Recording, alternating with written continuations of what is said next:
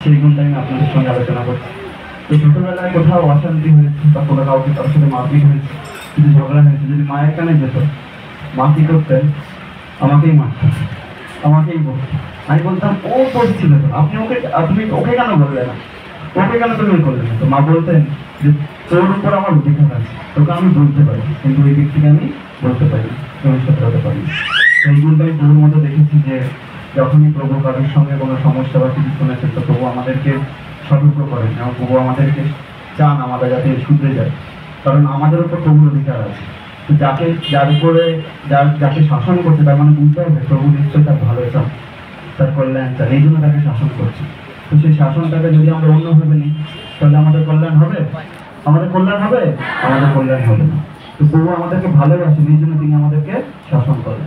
যাকে শাসন করছে না তার মানে বুঝতে হবে প্রভু তাকে বিশেষভাবে কৃপা করছেন না। তো এই জন্য প্রভু সবসময় মাথার মধ্যে রাখতে হবে যে হ্যাঁ, প্রভুর শাসন আমি কবে পাবো।